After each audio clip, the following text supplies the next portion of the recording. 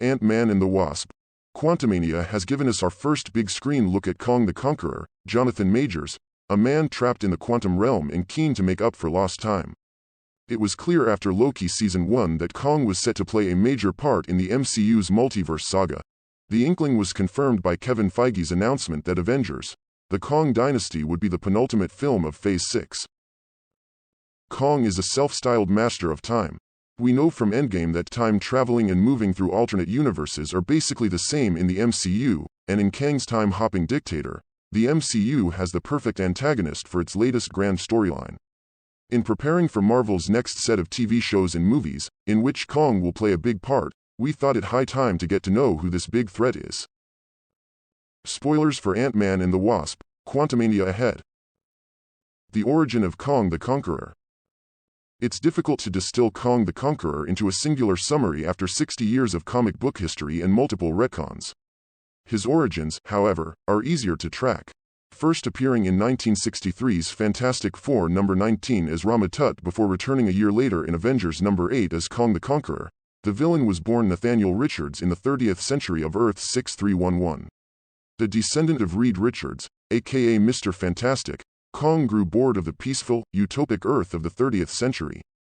Discovering weaponry and fragments of a time machine left behind by Reed Richards' father, who's also named Nathaniel Richards, I know, this is what you get with Marvel, he becomes fascinated with the heroic age of Earth 616, that's our timeline, and builds his own time travel device.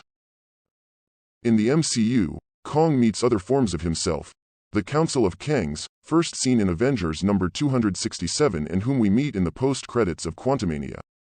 While they initially work together, the group has a falling out with Quantumania's Kang when he goes rogue. After this, Kang destroys timelines in excess, the Council banishes him to the quantum realm. Once Ant-Man defeats this Kang, however, the others become wary that they are not as unstoppable as they thought, resulting in them starting one of many multiversal wars, in order to protect themselves. In the comics, Kang travels to Earth 616's ancient Egypt and installs himself as the pharaoh Ramatut, until he's driven out by the Egyptian moon god Khonshu, played by F. Murray Abraham in Moon Knight, and the Avengers.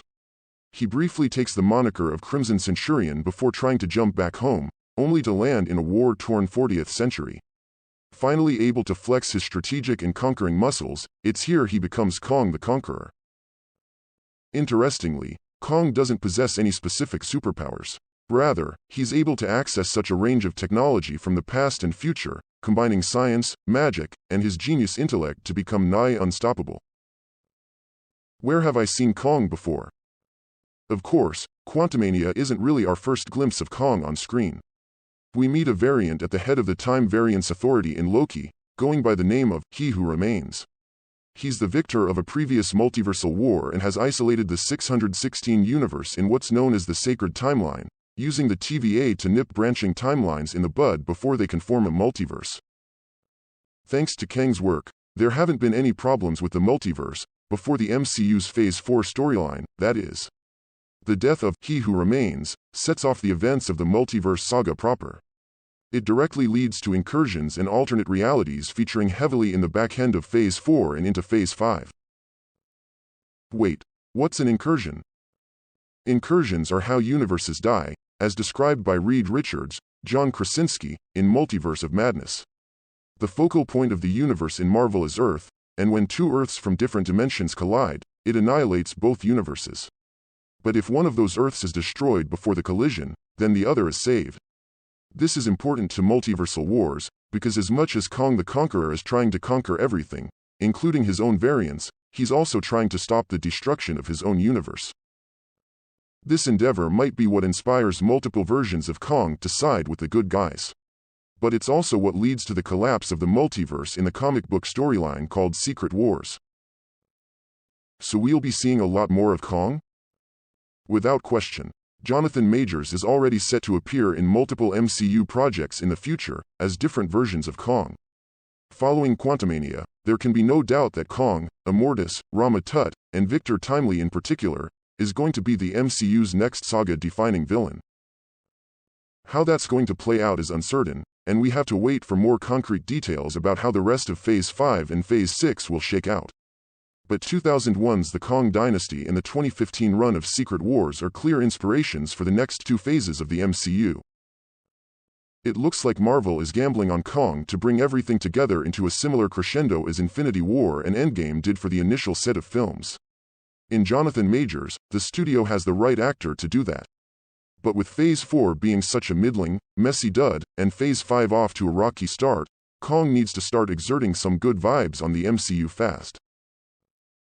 Where is all this going? The two upcoming Avengers films are Avengers: The Kang Dynasty, slated for 2025, and Avengers: Secret Wars, due in 2026. These are clear references to the comic book storylines. In scope, Secret Wars, the seeming inspiration for the Kang storyline the MCU is going for, is far grander than anything we've seen on screen thus far, and, boy, am I worried that's going to make for some 4-hour films. But more interesting for now is how the MCU gels Secret Wars with the Kang Dynasty. In the comics, the Kang Dynasty sees Kang and his son conquer Earth, the only Marvel villains to do so, as it happens, in order to, Kang claims, save it from the cataclysmic futures he's witnessed during his travels through time. What Avengers: Endgame's shocking ending means for the MCU. In the comics, the Kang Dynasty isn't a multiverse story. In order to keep that storyline on theme, it looks more likely that the MCU's adaptation will be less about father and son, and more about the climax of multiple Kangs waging war with the Avengers across the multiverse. This does mean that Kang will likely be implanted as the main villain of Secret Wars, despite his minimal role in the comics version of the story. The war he wages against the other super beings, and the power he gains from it, will possibly lead to the collapse of the multiverse. This is bad news for Doctor Doom fans, who are keen to finally see a solid adaptation of the villain, given that this was his role in the Secret Wars comics. But it makes sense that Kang's multiversal presence would be elevated to big bad status, connecting the narrative across these two otherwise disparate stories. But with the Fantastic Four entering the MCU in Phase 6, their latest film is due in 2025, there's still a chance for a twist, or, at the very least, a chance at seeing Victor Von Doom before the end.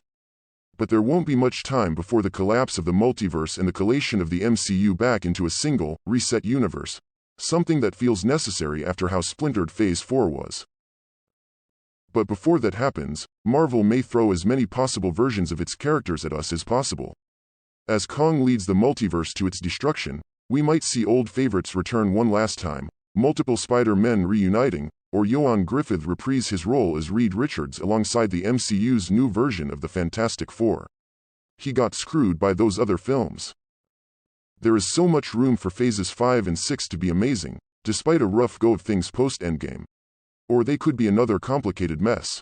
Whatever the case, be sure that so much hinges on Kang the Conqueror.